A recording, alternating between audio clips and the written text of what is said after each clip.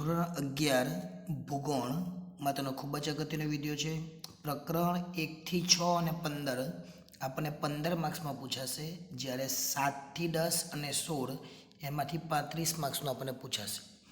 વિભાગ એની વાત કરીએ તો એ પ્રશ્નો તમે જોઈ લેજો કયા કયા છે તે. તો વિભાગ એ આપણને 5 ગુણનો પૂછાવાનો છે. એક પ્રશ્ન 6થા ચેપ્ટરમાંથી, 8મા ચેપ્ટરમાંથી, 9, 10 અને 15 એમ ટોટલ આપણને 5 પ્રશ્નો પૂછાશે. જે વિભાગ એ છે એની અંદર 5 પ્રશ્નો પૂછાવાના છે. એક 6થા ચેપ્ટરમાંથી, એક 8મામાંથી, એક 9મામાંથી, એક 10મામાંથી અને એક 15માથી. એ જ રીતના હવે વિભાગ બીની વાત કરીએ તો વિભાગ બીની અંદર આપણને ટોટલ કેટલા, એમાં પણ 5 પ્રશ્નો પૂછવામાં આવશે. એ 5 પ્રશ્નો ક્યાંથી પૂછાશે તો વિભાગ બીના 5 પ્રશ્નો 6, 7, 8, 9 અને 10 આ દરેકમાંથી એક એક પ્રશ્ન પૂછવામાં આવશે.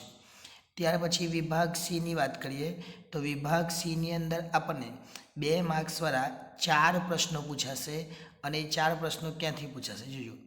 1 નંબર, 2 નંબર, 3 નંબર અને 8 નંબર.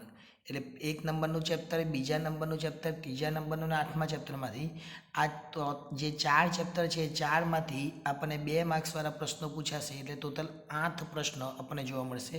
અને જે 8 નંબરનું ચેપ્ટર છે એની અંદર આપણને એક અઠવા પણ આપવામાં આવશે. ત્યાર પછી વિભાગ ડીની વાત કરીએ તો વિભાગ ડીની અંદર પણ આપણને એ રીતનું જ છે. વિભાગ ડીમાં તમે જોઈ શકો છો અહીંયા 3 માર્ક્સના પ્રશ્નો પૂછાય છે, 4 પ્રશ્નો. એટલે કે 4 નંબરનું ચેપ્ટર, 5 નંબરનું ચેપ્ટર, 7 નંબરનું ચેપ્ટર અને 9 નંબરનું ચેપ્ટર. અને જે આ 9મા નંબરનું ચેપ્ટર છે એની અંદર આપણને અઠવા આપવામાં આવશે, એટલે કે એક વિકલ્પ આપવામાં આવશે. 2માંથી એક આપણે લખવાનું રહેશે. ત્યાર પછી વિભાગ ઈ માટે તો વિભાગ ઈ માટે તમે જોઈ શકો અહીંયા ટોટલ 4 પ્રશ્નો પૂછાશે અને એના 20 માર્ક્સ રહેશે. પરંતુ જે 7મા નંબરનું ચેપ્ટર છે એમાંથી એક અઠવા આપવામાં આવશે. 8, 10 અને 16માંથી એક એક પ્રશ્ન પૂછાશે, જ્યારે 7માંથી 2 પ્રશ્નો પૂછાશે. જો પાસ થવું હોય તો ફક્ત આટલા ચેપ્ટર કરો તો પણ તમે પાસ થઈ જાય.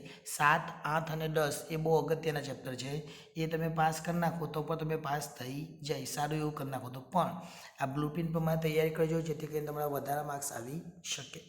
આભાર.